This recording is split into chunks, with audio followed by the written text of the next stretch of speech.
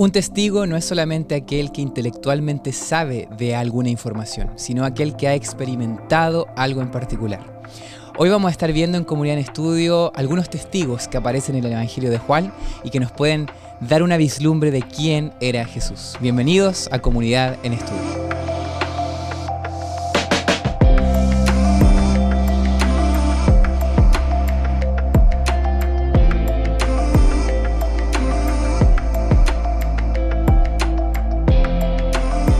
Muy bienvenidos, así como estábamos hablando, hoy va a ser un episodio del todo especial porque tenemos con nosotros un invitado especial. Estamos en plena semana de conferencias y yo quisiera pedirle aquí a mi pastor Cristian que tú lo presentes y bueno, preguntarte también cómo estás el día de hoy, cómo han sido estos días también para ti. ¿Cómo estás, Dani? Muy bueno. Buenas tardes, buenos días o buenas noches, depende a qué hora estés mirando esto. Para todos los oyentes también, estamos muy contentos, felices esta semana especial. Estamos teniendo una semana de evangelismo con el pastor José Vicente Rojas y entonces aprovechamos para invitarlo aquí. No necesita mucha presentación, pastor, pero es una alegría para nosotros que pueda estar acompañándonos y un privilegio, ¿no? Gracias. Entonces hoy creo, Dani, que nosotros vamos a hablar menos porque no sé si lo vamos a volver a tener, pastor, acá en otro momento en Comunidad en Estudio. Entonces creo que vamos a hablar menos nosotros hoy, ¿no? Un privilegio. Para nosotros es una alegría. No, el honor es el mío, que el privilegio es el mío. Así que estoy encantado de acompañarles. Muchas gracias, pastor, por aceptar aquí la invitación de estos servidores y no solamente la invitación de estar aquí en el podcast, sino en toda esta semana. Sabemos que una semana de evangelismo es cada día, ¿no? Tiene su desgaste y todo, y verlo ahí predicar con la misma fuerza que me acuerdo cuando yo era jovencito, con esa potencia del evangelio, de verdad que emociona.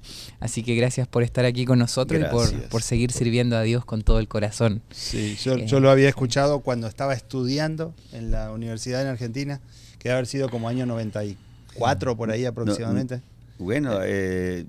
Para el centenario fue en el 98. 98 centenario de la universidad. Sí. Ahí fue la primera vez que fue. Sí. Ok, entonces 98 fue. Ya estaba en mi último año de estudio entonces. Y realmente una alegría y como tú dices. Después ya lo volví a ver en otras oportunidades, Congreso de Jóvenes en Argentina también, en Mendoza. Realmente para nosotros es una alegría que pueda estar aquí. Gracias. Un privilegio transmitir lo que el pastor José transmite también, que es ese gozo, esa alegría y es la visión del evangelio de cómo Jesucristo transmitía el evangelio, ¿no?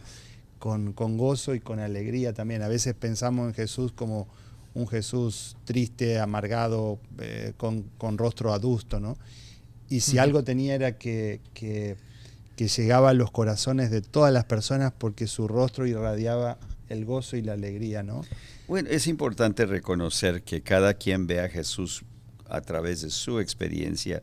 La persona introvertida cree que Jesús fue introvertido y la persona extrovertida cree que Jesús fue extrovertido.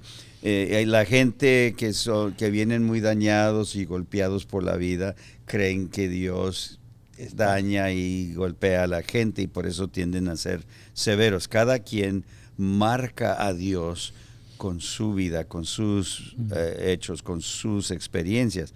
Pero lo lindo es que la palabra de Dios graba a un Jesús alegre. Qué interesante eso, nunca lo había pensado así de esa manera, ¿no? En una iglesia un día había una hermana que era muy amarga, maltrataba a todos, no permitía música, no permitía gozo. Ella insistía que la reverencia para ella estar todos tristes, golpeados, ofendidos, chupar limón antes de entrar al santuario. Y un día le dije a la junta que querían ahora hablar de ella, dije, no, ella sufrió en la vida, ella fue abusada, por eso solo aprendió a abusar. Y es que ella traducía a Dios a lo que ella había sufrido, le pegaban con palos de niña. Entonces por eso ella pegaba con palos verbales en el templo. Cuando ya recibió la ayuda, mi esposa es consejera, de repente esa amargura se le quitó. La semblanza de Dios cambia cuando nosotros cambiamos. Pero lo que es lindo de esta lección es que nos está mostrando a través de los ojos de los testigos que lo vieron en persona, que Jesús fue alegre, fue risueño, fue gozoso, y por eso se inspiraban ellos. ¿Sabes qué interesante lo que mencionas, pastor? El otro día escuchaba una frase que vaso roto hiere, ¿no? Si tú tomas un vaso que está quebrado, te vas a herir también, Sí. porque esa ruptura del vaso te puede herir a ti también, y eso pasa con las personas también. Cuando hay personas heridas, cuando hay personas que han vivido ciertas cosas, hieren también, ¿no? Sí. Por eso es muy importante que nuestra sanidad comience desde nosotros, ¿no? Así es. Y como tú decías, o sea, el mirar a Jesús bajo los ojos de la palabra y de los primeros testigos es algo tan importante, ¿no? Porque a veces nosotros ponemos nuestra propia imagen de Jesús allí, ¿no? Sí. Queremos que Jesús sea como yo quiero que sea, ¿no? Pero es interesante y vamos a estudiar en esta lección algunos testigos clave que nos van a dar claridad de cómo era Él realmente, ¿no?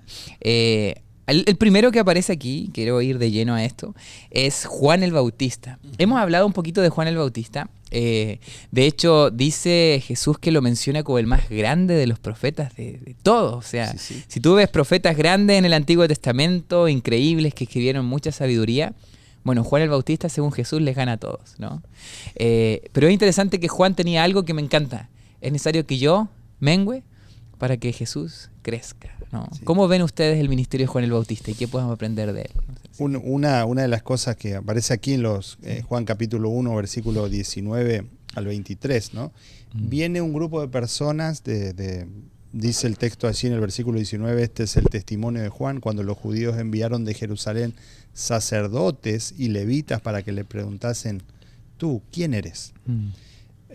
Y esto nos habla un poco de aquellas personas que andan dando vuelta por ahí tratando de encontrar la identidad de o tratando de fijarse en la identidad de los demás.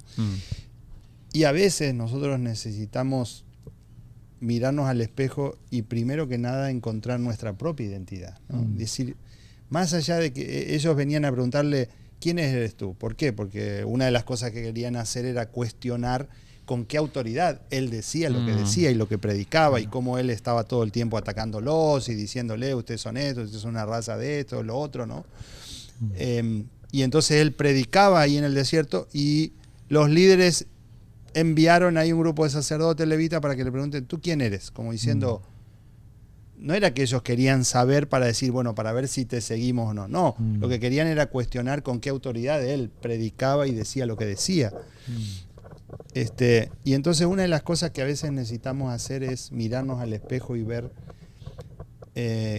quiénes en realidad somos nosotros primero, para poder entonces comenzar a cuestionar a aquellos que están a nuestro alrededor, que no es nuestra misión esa, ¿no? Pero por lo general hacemos, o sea, empezamos cuestionando a los demás sin mirar quiénes nosotros somos, ¿no? Sí. Y una de las cosas que Juan quería dejarles en claro aquí, cuál era la misión que él tenía, ¿no? Que la misión que él tenía era ser el que preparara el camino para el Mesías. el Mesías, ¿no?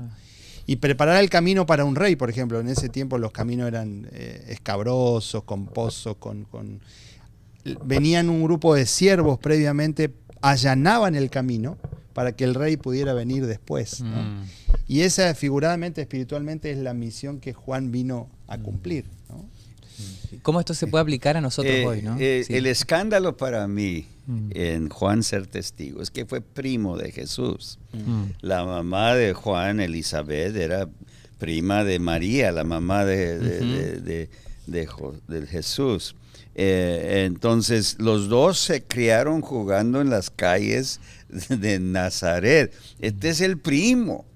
Pero la potencia de esta evidencia de la historia de Juan es que cayó sobre él el poder del Espíritu Santo. Cuando se cumplió el tiempo de anunciar que el Mesías, el ungido, había de venir, él no se imaginaba que iba a ser el primo. O Claro. sea, pero ya lleno del Espíritu Santo, y recuerden al estudiar esta lección, cuando ya el Espíritu Santo nos llena, vamos a percibir cosas que jamás habíamos visto.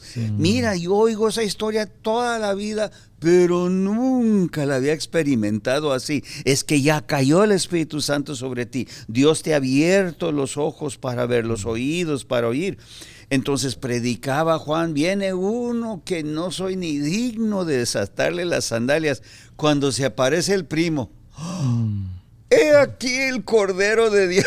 O sea, está mirando al primo, pero por primera vez ve en él es el Mesías, hebreo para decir Mesías, el Mesías, mira, el que quitará los... O sea, antes tirando golazos y cabezazos allá afuera, y ahora este es el prometido de porque Jehová. Porque tenían 6 meses de diferencia entre uno y otro. O sea, solo crecieron juntos probablemente. Estos trabajaron ahí en la carpintería. En fin, para mí es ese escándalo, porque a él lo conoce, pero no había visto en él. Y así es, yo veo esto en la iglesia. Hay hermanos y hermanas que también son llamados de Dios para cosas especiales, y los que solo acostumbran criticar cuándo van a recibir el poder del Espíritu Santo, pero cuando Dios ya nos bendice, comenzamos a percibir los dones en el templo, y ahora se va a soltar más ministerio en el santuario. Entonces, ahí viene Jesús, oye primo, bautízame, ¿no? ¿Cómo? Si tú me debes bautizar a mí. No, y Jesús no dijo, tú eres el mayor, bautízame. No, es menester que tú me bautices, porque Jesús siempre daba ejemplo. Todo lo que pide de nosotros, Él lo hizo primero. Entonces, entraron al agua, y ahí está otra vez la evidencia que el Espíritu Santo estaba presente, porque levantando la mano, Juan bautizó a Jesús en el río. Y al salir del agua descendió una luz del cielo y una paloma por dentro que viene a caer sobre Jesús. Este es mi amado Hijo, en el cual tengo mucho contentamiento. Ese es el poder del Espíritu Santo que Dios quiere derramar sobre toda congregación. No se derrama corrigiendo a la gente, y Juan no regañó, aunque les hablaba a veces fuerte para redarguirlo, decía con lágrimas. Entonces esto ahora era el llamado, ven tú también. Y el versículo 6 es el que me cambió la vida. Cuando Juan, el que estuvo ahí presente viendo esto, Juan dice aquí en el versículo 6, hubo un hombre enviado de Dios, el cual se llamaba Juan. Yo he trabajado con gobiernos. Si eres enviado de alguien, es diferente a ser enviado por. No dice enviado por Dios. Si la Casa Blanca te envía, tú llegas en nombre de la Casa Blanca, del staff de la White House, yo vengo enviado por el gobierno. Así que vienes como un embajador, que ellos representan su patria, su gobierno. Pero cuando eres enviado de, se refiere al presidente de Estados Unidos. Si tú vienes en nombre del mismo líder del mundo, con esa autoridad vas a actuar. No vino Juan enviado por el cielo. Él vino enviado de Dios a preparar el mundo a recibir al Mesías por primera vez. Wow. Ahora Dios está reclutando representantes enviados de Dios para preparar al mundo para la segunda venida de Jesús. Ahí está el poder. Eran primos, pero en ese instante ya cada quien con su papel. Es como que se le caen las escamas de los ojos ahora, y él comienza a ver espiritualmente por la obra del Espíritu Santo. Y qué diferente a los que también crecieron con Jesús, ¿no? Ahí en Nazaret.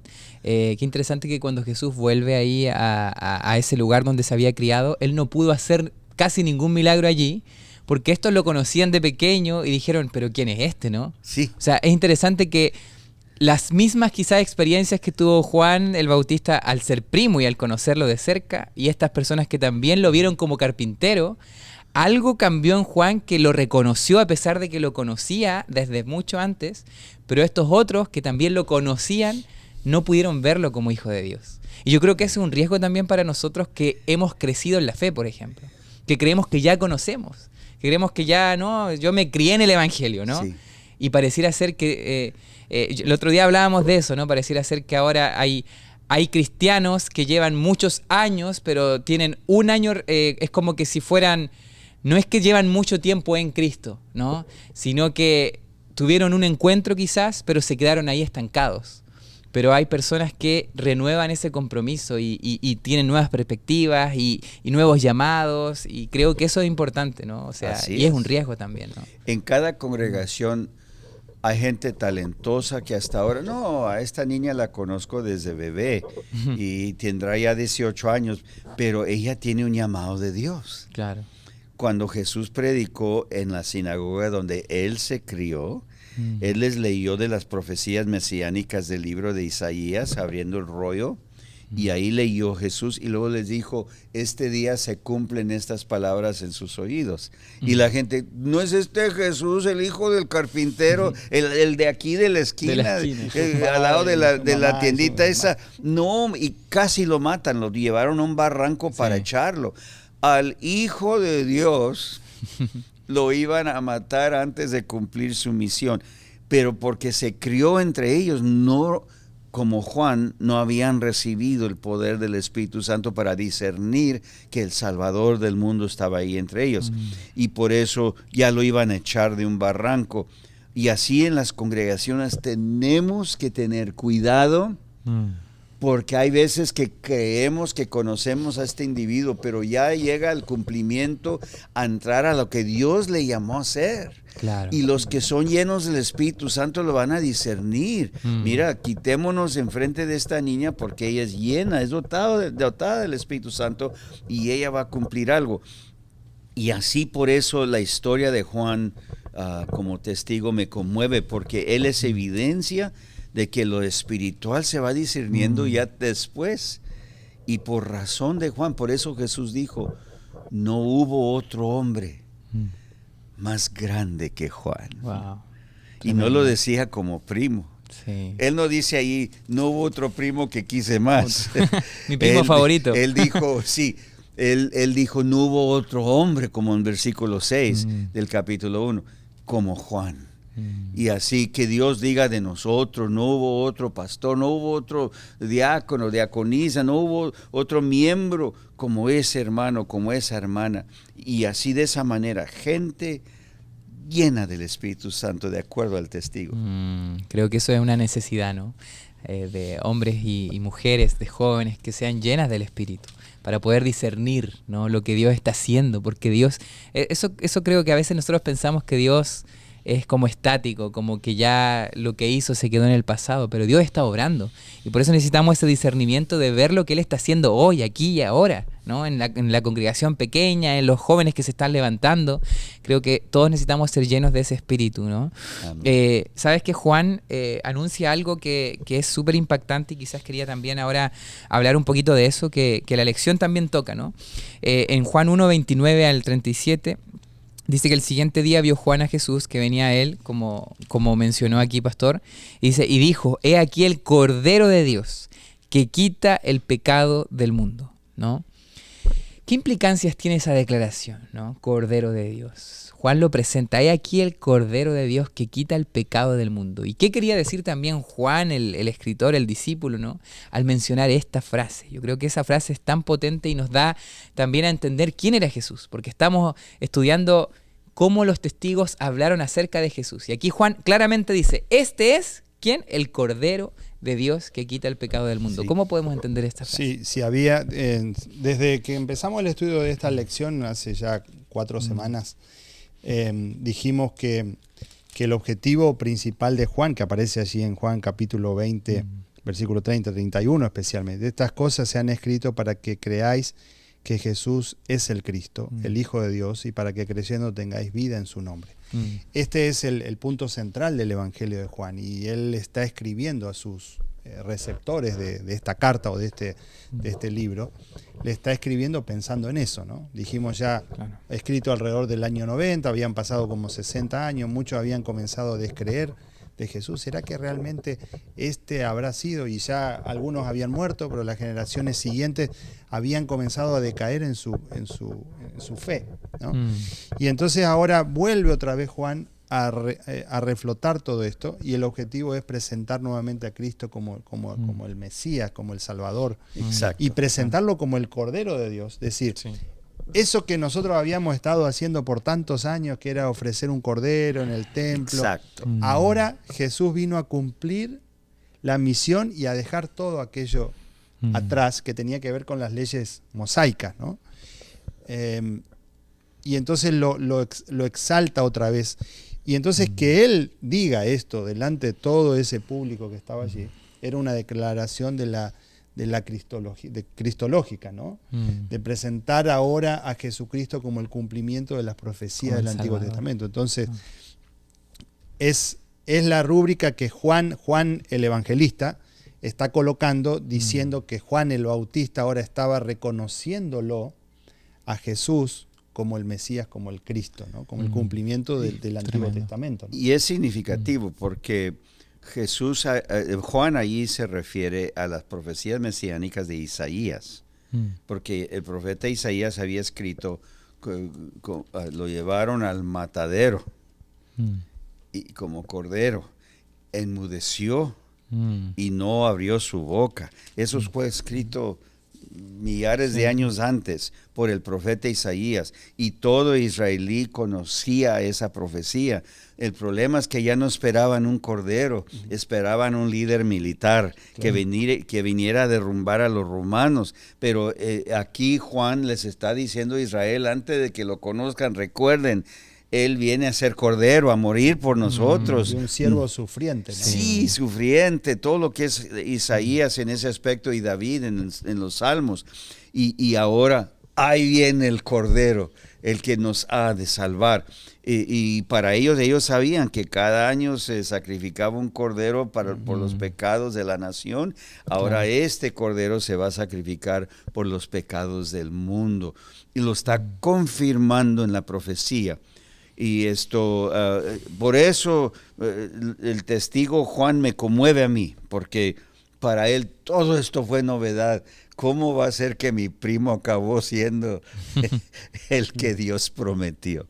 Me conmueve bastante. Y hago hincapié por una razón, por tu congregación. Tú te vas a quedar atónita de que mira, aquí entre los nuestros habían gente ya también dotados del Espíritu Santo, con destinos en las manos del Señor. Ya el Mesías ya cumplió su parte. Ahora, como hijos e hijas de Dios, podemos también nosotros cumplir nuestra parte. Qué hermoso, ¿no? Pensaba un poquito hace algunos años. Es más, cuando la universidad cumplió los 100 años, vino el presidente que en ese tiempo en Argentina era Carlos Menem, ¿no? Sí. Y entonces llegó ahí al auditorio donde usted predicó, y entonces llega y entonces en un momento lo presentan y sale así detrás de las cortinas, y para nosotros fue todo, claro, ver al presidente de la nación, ¿no? Como una emoción así, ¡wow! Claro, no había celular en ese tiempo, estábamos hablando del siglo pasado, ¿no? Siglo pasado. Él era del siglo pasado. Sí. Mi hija nació en el año 99 y yo le digo que es del siglo pasado también, ¿no? Así que, y fue una emoción así. Y yo, claro, era Jesucristo, ¿no? Sí. Era el Cordero de Dios. Imagínense la emoción de la gente cuando ahora Juan el Bautista dice, he aquí el Cordero de Dios, y lo ven venir a Jesús caminando, ¿no? Hacia ellos. La emoción que ellos deben haber sentido, porque era Dios hecho hombre, ahora ese verbo que se hizo carne, que habitó entre nosotros, y vimos su gloria, ¿no? Qué momento extraordinario debe haber sido ese, ¿no? Aún así costó, yo creo que, imagínate que los discípulos, los 12, les costó entender que Jesús era ese cordero que había venido a morir, ¿no? Porque ellos, obviamente, al estar con Jesús, tenían sus propias expectativas de cómo iba a ser esa liberación, ¿no?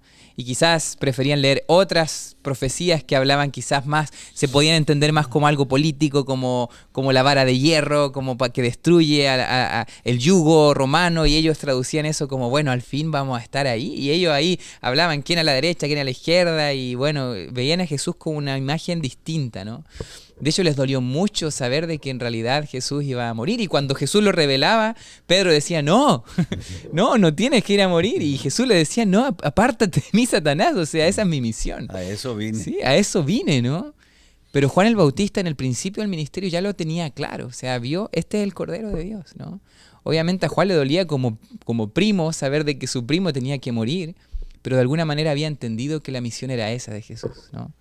Eso es tremendo y como dice así, pastor, también creo que también nosotros tenemos que con el Espíritu Santo visualizar lo que Él está haciendo ahora y los llamados que también está generando en las personas que muchas veces son tan familiares a nosotros, pero debemos nosotros ser capaces de reconocer los dones y potenciar también eso, ¿no? Yo quisiera ir a los dos discípulos de Juan, que aparece un poquito más adelante, ¿no? Que me llama mucho la atención ahí leer Juan 1:35 al 39, ¿no? De esta frase, cuando Juan pronuncia esta frase, habían dos de los discípulos que escuchan esta frase y sucede algo, ¿no? Ahí interesante. Vamos a leer Juan del 35 al 39. ¿Lo quieres leer ahí, pastor? Sí. Cristian? El siguiente día, otra vez estaba Juan y dos de sus discípulos, y mirando a Jesús que andaba por allí, dijo, he aquí el Cordero de Dios. Y lo oyeron hablar los dos discípulos y siguieron a Jesús. Y volviéndose Jesús, y viendo que le seguían, les dijo, ¿qué buscáis? Y ellos le dijeron, Rabí, que traducido es maestro, ¿dónde moras? Y él les dijo, venid y ved. Y fueron y vieron dónde moraba, y se quedaron con él aquel día porque era como la hora 10:00. Es interesante, a mí me gusta mucho esta reacción de Jesús, y para mí es como, me acuerdo de la serie de The Chosen, no sé si la ha visto ahí, pastor, esta serie de Jesús, y una de las frases típicas es come and see, ¿no? Ven y ve. Y para mí ha sido súper significativa esta frase que La Jesús dice aquí. se llama así. De hecho se llama así, ¿no? Y a mí ha tenido mucho sentido estas dobles V, ¿no? Ven y ve. Porque para mí de eso se trata el Evangelio, ¿no? De eso se trata la fe, ¿no? Es interesante que Jesús nos le dice, mira, primero ve, ¿no? Primero ve para luego venir la acción. En el orden del Evangelio no es, mira, yo te voy a mostrar todas las evidencias para que tú recién creas, ¿no? Alguno de nosotros podrá decir, bueno, no, yo tengo que ver para creer. Y si veo, entonces voy a creer. Pero según la historia de Jesús, es todo al revés, ¿no? O sea, yo tengo que creer primero para ver. Porque si no creo, quizás nunca vea, ¿no? El creer es ver. Exactamente. Entonces, por ejemplo, yo me acuerdo un Moisés que tuvo que ir y poner la vara ahí en el mar, ¿no? Él creyó primero para ver. Interesante, creer es ver. Sí. ¿Cómo podemos profundizar eso? Es que Jesús encaró eso, él enfrentó esa realidad, dijo, algunos viendo, no ven, Claro. algunos oyendo, no oyen. Así que es mejor, si crees, bien puedes, dice después el apóstol. O sea, el creer, porque de tal manera amó Dios al mundo que dio a su único hijo, que todo aquel que en él crea. Entonces, cuando ya crees, ahí nace el ver. Exacto. Y hay gente que insisten en ver para creer, pero es que no quieren creer, porque cuando ya se les muestra la realidad de Jesús, no lo creen todavía, entonces que nunca quisieron creer. Así que y es correcto lo que estás diciendo. Jesús lo volteó. El creer es ver. Es interesante. Y creer no es simplemente un creer intelectual, ¿no? Porque Jesús le dice, vengan. O sea, le está invitando a creer en Él. Antes vengan y vean, ¿no? Y ahora el creer es la acción. O sea, yo creo y yo voy. O sea, yo voy a donde Dios me está llamando. Me entrego. Aunque todavía no he visto para nada, no sé mucho quién es Él, pero Juan me dice que es el Cordero de Dios, entonces yo voy con Él, a pesar de que aún no veo nada, no habían visto todavía milagros ni nada. Entonces yo creo que eso también es un llamado para nosotros en la vida, ¿no? Esa es la fe que tienen los niños, por eso Jesús dice, entre otras cosas, otras características de los niños, tienen que volverse como niños, ¿no? Yo recuerdo mis niñas, tengo 3 hijas, ¿no? Y a veces estaban paradas así en la mesa cuando eran pequeñitas y entonces me decían, me estiraban los brazos y se tiraban así, ¿no? Sí. Y hoy nosotros no nos como adultos no nos tiramos ni que nos agarre. Pero ellas se tiraban porque confiaban, tenían fe de que el papá las iba a tomar en los brazos, ¿no? Y eso es lo que Jesús los impulsaba todo el tiempo a los discípulos y a sus seguidores, y lo que nos impulsa a nosotros hoy a tomar acción, a dar ese paso. Es decir, es un paso al vacío muchas veces, es un paso, estamos en el borde de la cornisa y tenemos que dar un paso hacia adelante, ¿no? Y qué difícil es, porque no confiamos, no creemos. Y Jesús le dice a sus discípulos cuando se encuentra así en el mar, por ejemplo, en la tormenta: yo soy, no temáis. Eso es constantemente lo que Jesús nos está diciendo. Ahí está el punto. ¿A qué punto creemos? Porque ya esa es la invitación a la acción. El creador del universo está en el barco con ellos. Y ellos temiendo que van a morir. Sí. ¿Cómo que el creador de la vida está en el barco con nosotros? Y tenemos miedo de que vamos. Y así hoy en día hay personas que están estudiando esta lección que se dan cuenta que Dios nos acompaña, nos bendice, y este testigo nos dice: aunque yo me sienta así o asá, si yo creo, Cristo en mí, la esperanza de la vida. La pregunta clave entonces es: ¿crees? Recuerdo, he visto muchos milagros en mi jornada ministerial. Es más, cada rato veo milagros y siempre pasa lo mismo. Y les digo: mira que no le digas a nadie. Pero ¿cómo? No te van a creer. La gente ya no cree en milagros. Sí, claro. No lo creen. Claro. Así que no les digas porque te van a ofender. Pero me iban a operar el lunes, tengo aquí. No, ¿verdad que ya no tienes? Claro, no, ya no tengo nada. Pero si se los dice: no, es que ya estabas bien, hubo un equívoco. No, claro, los médicos se equivocaron. Le tratamos de buscar la gente ya no cree en milagros, y los que lo vemos rutinariamente, yo mejor les digo: mira, no le digas a nadie. Y número 2, ¿yo te sané? No. Fui sanada cuando entré al sitio donde está la reunión, ¿verdad? A eso Jesús les dijo: te seguirán señales y prodigios, y tú fuiste la señal de Dios esa noche. Entonces tú le dices a alguien: van a creer que el pastor Rojas te sanó y me van a llegar 20 sillas de ruedas mañana pensando que yo los puedo sanar. Pero tú creíste en algo y Dios te recompensó. Creer es ver, y ahora tu fe es viviente porque tú crees que Dios te bendijo. Wow. Y así el poder del testigo es que lo experimentó. Qué hermoso, lo experimentó. ¿No? Wow. Ese es nuestro Jesús. Sí. Amén. Estos dos discípulos, Juan y Andrés, ¿no? Que fueron desafiados a ver, a ir, ¿no? A venir a Jesús para luego ver. Es interesante que ahí en el Deseo de toda la gente, la página 117, dice algo muy interesante. Dice: si Juan y Andrés hubieran estado dominados por el espíritu incrédulo de los sacerdotes y gobernantes, no se habrían presentado como discípulos a los pies de Jesús. Habrían venido a él como críticos para juzgar sus palabras. No sucedió así con estos primeros discípulos, ¿no? Qué importante es nuestra actitud al acercarnos a Jesús, ¿no? Al acercarnos al Evangelio. Incluso por ejemplo, al venir incluso a la iglesia, por ejemplo, ¿no? Y escuchar personas que están hablando como nosotros nos toca muchas veces, como pastores, como mensajeros de Dios, ¿no? A veces nos toca estar predicando, a veces nos toca estar recibiendo. Pero qué importante es tener una buena actitud también al recibir. Porque a veces pensamos que lo sabemos todo y venimos así como: bueno, quiero ver en qué se va a equivocar, ¿no? O vengo con esa actitud como se acercaban los sacerdotes.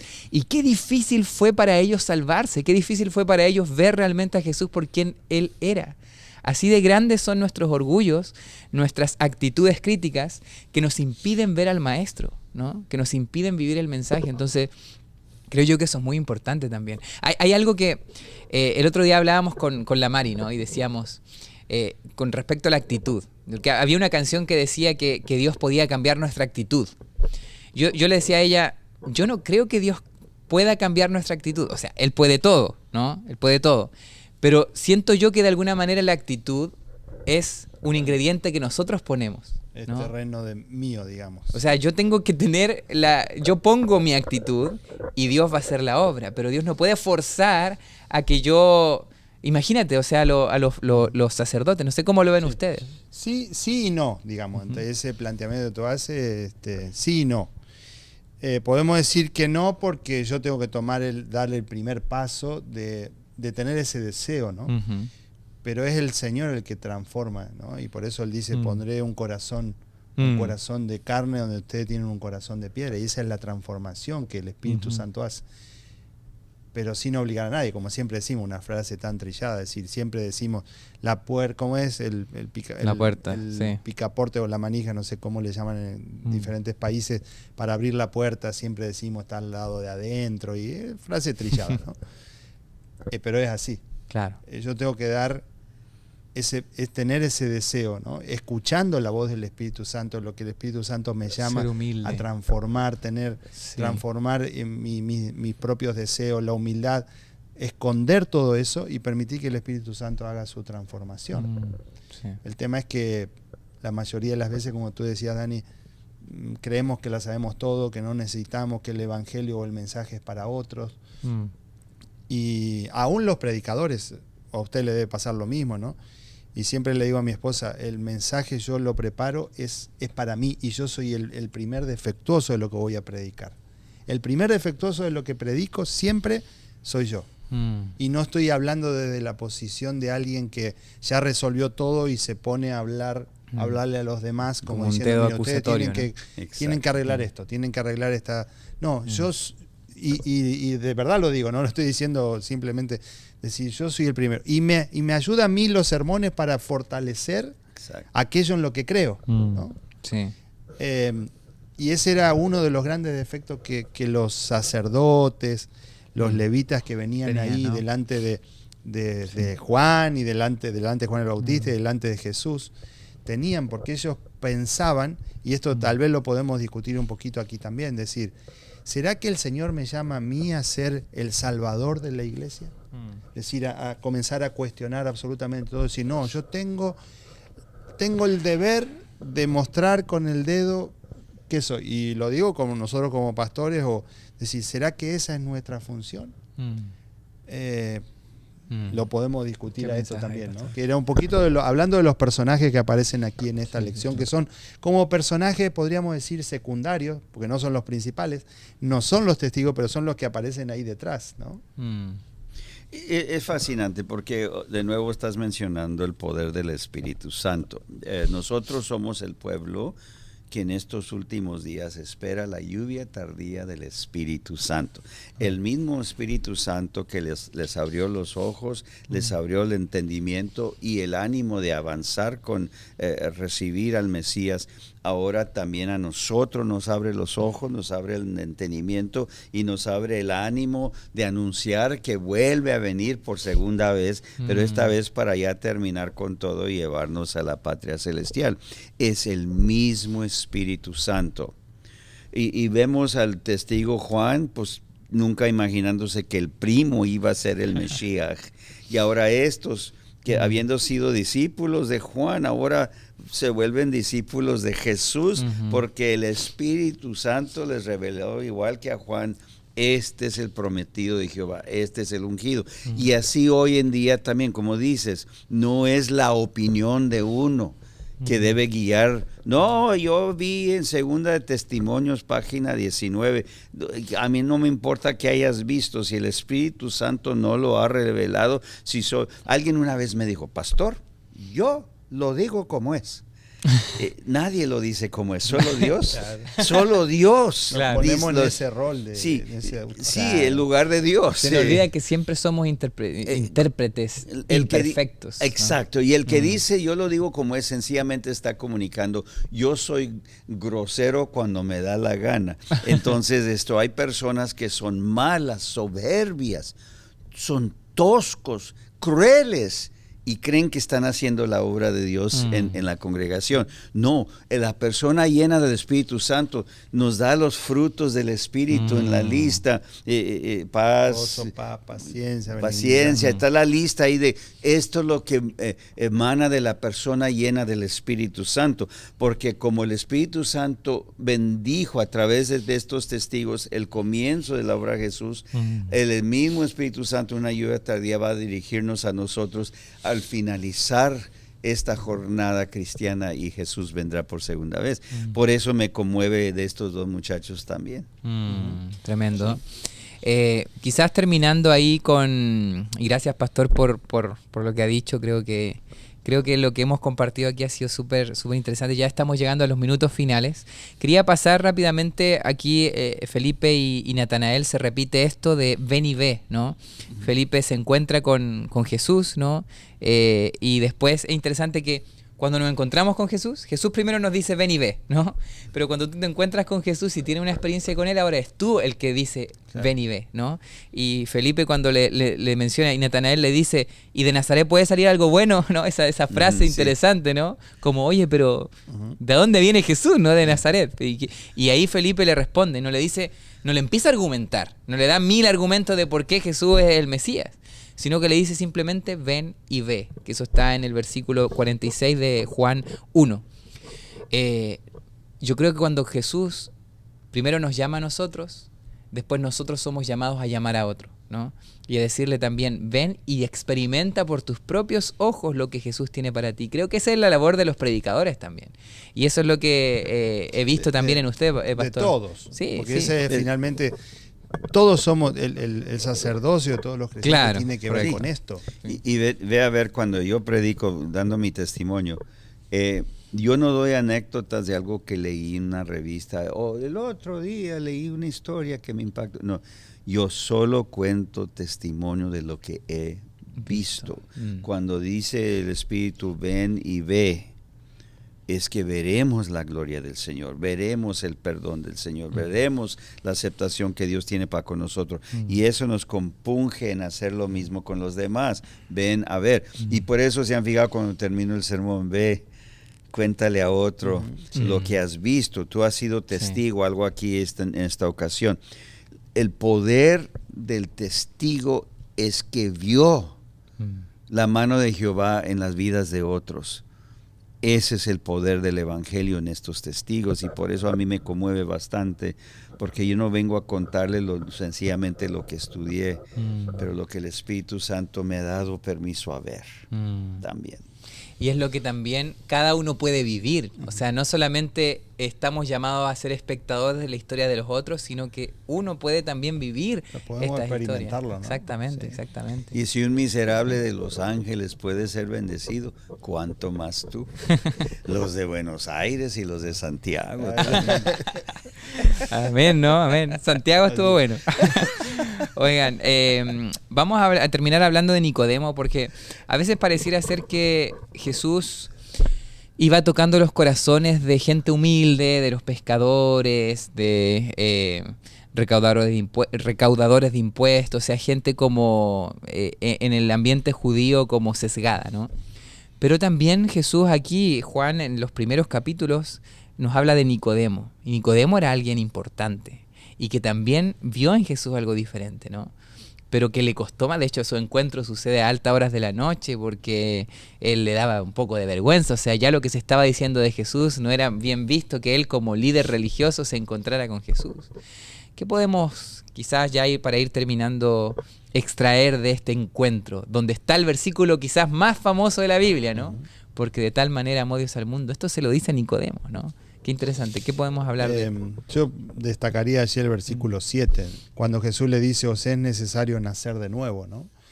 Y tiene que ver con el nuevo nacimiento, tiene que ver con la experiencia personal mía, diaria, de entregar mi corazón al Señor Jesús para que Él me haga nacer de nuevo. Yo puedo haber nacido en la iglesia adventista, ser tercera, cuarta, siempre les cuento, digo, alguien una vez me dijo, yo, pastor, soy 7ª generación de adventista, ¿no? Y entonces ahí, es decir, mi abuelo, mi bisabuelo puede haber nacido nuevamente, ¿no? Pero decir, yo necesito. No, esto no es algo que se traslada por ósmosis, ¿no? Sino que yo tengo que tener esa experiencia personal con el Señor Jesús. Puedo estar registrado en los libros de la iglesia, de secretaría, sí, perfecto, me bauticé alguna vez, me anotaron ahí, pero lo más importante de esto es estar anotado en los libros del cielo, ¿no? En el libro de la vida, ¿no? Así es, amén. No, y lo que me impacta de la historia de Nicodemo es que él fue el doctor Nicodemo. Él tuvo doctorado en teología. Él fue un hombre estudiado de grande edad. Él tenía opiniones sobre el Mesías. Hasta que conoció a Jesús y el Espíritu Santo cayó sobre él.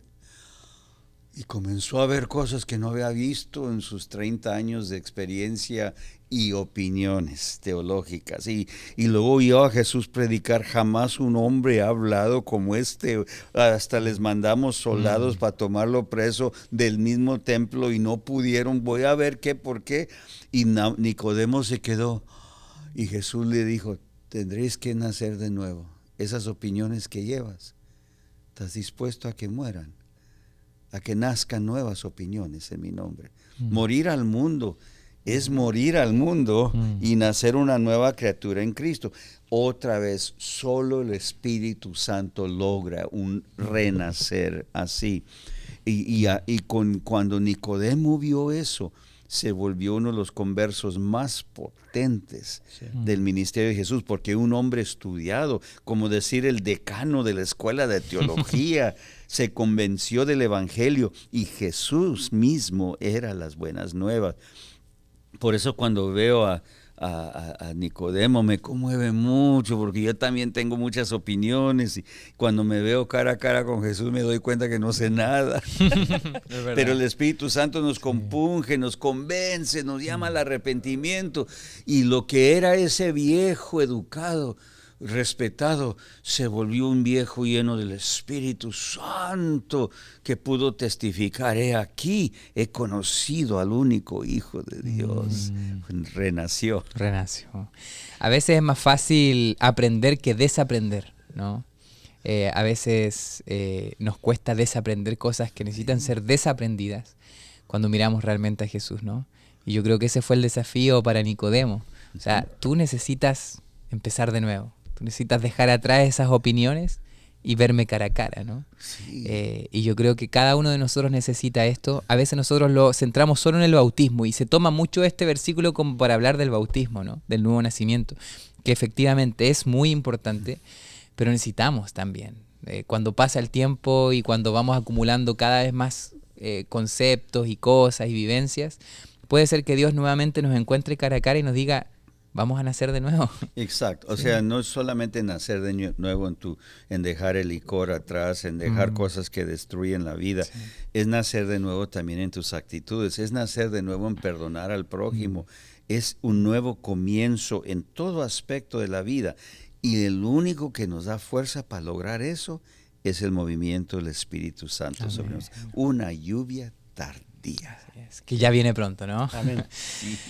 Queremos darle las gracias por estar presentes, y me gustaría, Pastor, si puede dirigirles las últimas palabras ahí breves a lo que nos sigue en este estudio.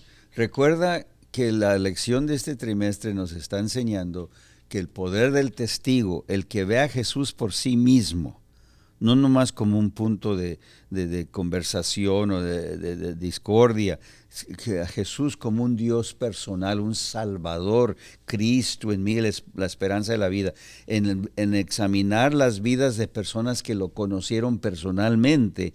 Eso es una invitación para ti y para mí también, de conocerlo personalmente. No tengas temor. Algunos venimos ya con vicios secretos, otros venimos con opiniones secretas o muy públicas, pero todos tenemos el encuentro a los pies de Jesús, y el Espíritu Santo nos dará victoria. Amén, amén.